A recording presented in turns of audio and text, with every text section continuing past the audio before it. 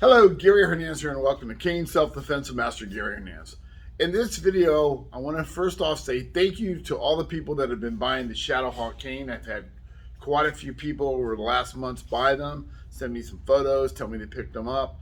And I put an offer out there that anybody that purchased a new ShadowHawk, get a hold of me and we'll do a 30-minute live video session, no charge at all for you guys. And we'll go over the features of the ShadowHawk. And haven't had too many people take me up on that offer. So it's there. For those that you bought one, just let me know. We can work that together. But what I'm going to do right now is for the people that have purchased one and haven't contacted me, but I'm going to show you what you can do with your ShadowHawk for self-defense. Now, I've showed this video before, but I'm going to go over it right now just to show the people that have purchased the ShadowHawk again, thank you, what you can do with this cane for self-defense. Now, number one, not only is the ShadowHawk great for a long distance striking, there's a lot you can do in close as well. Now, when I was designing the ShadowHawk with Cane Masters, I wanted the palm rest to be a little bit more smaller, and I wanted it to be a little bit more chiseled in. So that's how I ran it, because I like to call this the chisel. So I wanted it to be chiseled in, so when I'm striking, it's going to be a lot more damage to somebody if I need to. Now, you still have your horn coming down where you can do all your hooking around the neck and manipulating the body parts. Now on the horn, we also have right where the face is, this is a lot more refined, so I can still strike in close, smacking somebody and still getting a nice solid hit and get a little bit of a cut on them if I need to with this part right between the eyes. The horn has a nice solid point, so when I pull into somebody, they're going to know I was there. Now, one of the best things about having this palm rest also is it's great when you're doing a straight shot into someone's throat. I got somebody coming in, I can go right into that throat. And I'm going to show you some techniques with Mr. Bob here in just a second. Now, I ran the grips, your standard grips, I ran them up in the normal places, and I also ran them low, but I'm a big fan of having my grips also underneath the horn. So when I'm holding my cane and I'm walking with it and I have what's called tip on the floor, I can simply lock it down if I want to get a quick shot. My fingers are already in a groove, and I can simply swing and smack. So that's why I wanted also the bottom to have grips as well as the side. So you're going to have those grips there. So that's what that's for, is if your hands are sweaty, you have solid grip to where your fingers lock in nice and tight so you can get a good swing. Now, unlike a lot of canes where the teardrop runs all the way down like a sword, and that's not a bad thing, I didn't want to do that with the ShadowHawk. I ran the teardrop between the grips. And the reason I did that is so when I'm in close, when I'm striking, I can cause damage, and when I'm blocking, I can cause damage. We're going to go over some of that also. Now, I'm going to show you how to strike with the teardrop and how to turn and strike without hitting them if you don't want to use the teardrop and cut them open. So giving me a hand is going to be Mr. Bob here. Now, coming out a little bit more, Mr. Bob? Let me move this. Let me move this Bob for this Bob. And when I was talking earlier, I said, yes, we do have long range striking ability, but we also have in close. So if Mr. Bob throws a haymaker, I can step in cutting into it. Now I'm going to cut into that arm with that teardrop. And if you notice, you're going to see that teardrop right here. So when he's giving me force, and force on force, I'm cutting into that bone area. Now, if I catch that wrist, I'm going to injure that wrist. I don't like to catch right where the elbow is because it may hook and still get a hold of me. So what I want to do is, as he throws it, when you go, turn this way for me, sir, throw it toward the camera. When they're throwing a haymaker, I want to bite into this right here. Bite into that bone. If I bite into that wrist, I'm definitely going to cause an injury. So as he's throwing it, I come in, I bite into it. Notice the angle I have this. I don't want it like this. I'm going to keep it to where it is basically diagonal. The reason is My arm's also here if he goes to throw something there. Now, you might ask, what if he tries to grab you? Well, I'm not going to worry too much about that for a split second, because if he's throwing that haymaker, as I bite into it, I'm going to kind of deaden that arm a little bit. Also, the positioning I'm at, I can turn and I can hit with the top part of the game.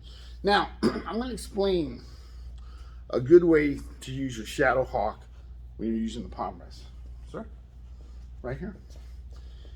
When I'm doing a strike, come a little bit closer.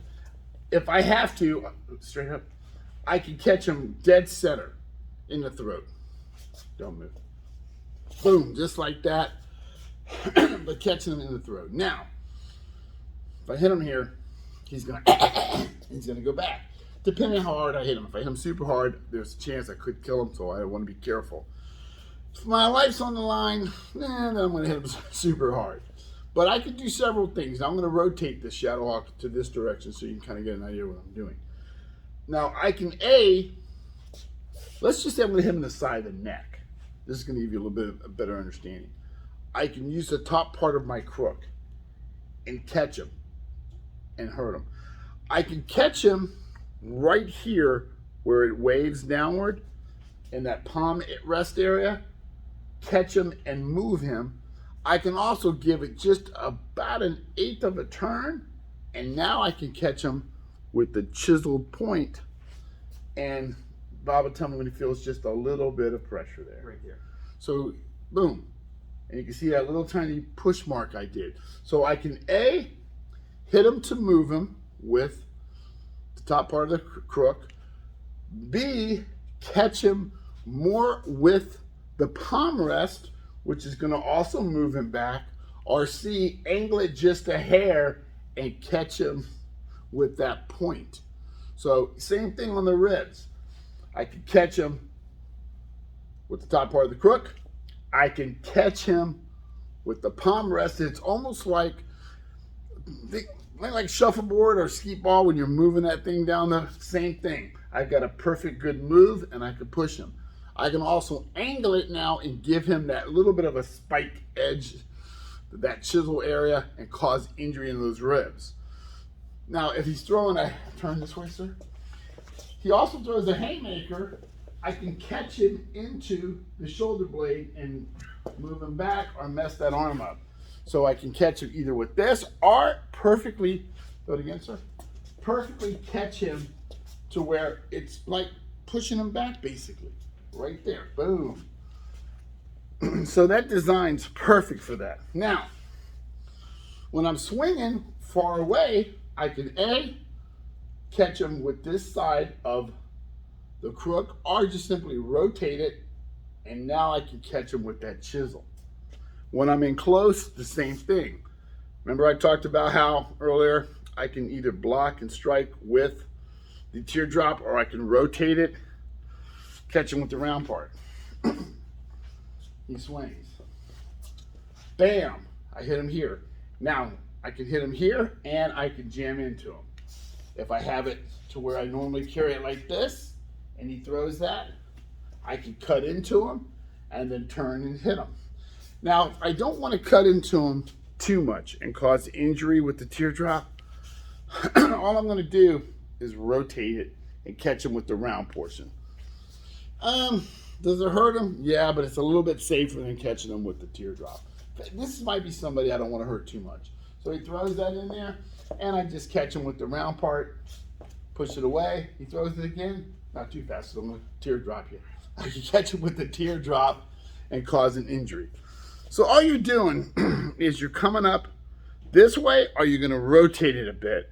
And you can either like rev it a motorcycle, or you can allow it to go through. You can simply turn and grab, catch him with the round part. Now, from here, if he throws a straight shot in, and I'm in close, I can move away and I can strike. Throws it again, I can come up, and now I'm catching him a bit with the teardrop. All I did was my cane was here, I moved it down a bit, he comes in, moved to one side, hitting him with the teardrop, so it cuts a little bit into him, and then smacking him with this end right here of my crook and cutting into him. So what happens is, basically in a nutshell, you have different things you can do to the body. The sides, slamming in and hooking them, grab on the shoulders. Besides manipulating body parts with the hook, you have open shot strikes, you have shots to the shoulders. I can catch them in the hip, push them away with the configuration of the palm rest, or I can use the chisel end, strike them with the chisel, hit them with the chisel, and thrust with the chisel. Again, with using the teardrop, go ahead, sir. I can step and block, or I can rifle strike with the teardrop straight in, cutting them open, or I can take from the teardrop, I can rotate it, and all I'm doing is from here, a quick rotational, so I go from cutting edge to round surface. What's the difference? The power level is still going to hurt them, but the round edge is going to be a little less, or actually a lot less, than hitting them with that teardrop, which may pressure cut them open. So again, I can teardrop into the face or rotate it and catch them with the round. Where I strike depends on what's open and how the individual's coming at me. So those are the features on your ShadowHawk. So you can use, remember what I said, use that hammer, just practice with it, work your techniques. If you have a bag, if you have a bob, you have anything, work your hits, work your strikes, work your bayonet strikes, work your long distance hits with both sides, work your in-close strikes with both sides, work your teardrops, and work your rotational strikes. And those grips are there for a reason. Hang on, use your good grip for holding. If your hands are sweaty, remember we talked about those grips up here. Work those grips, holding those grips, and quick swings.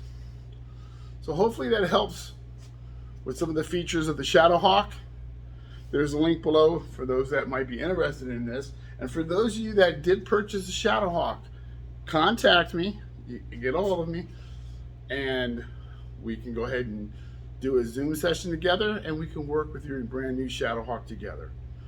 Gary Hernandez, thank you, and I will see you guys real soon.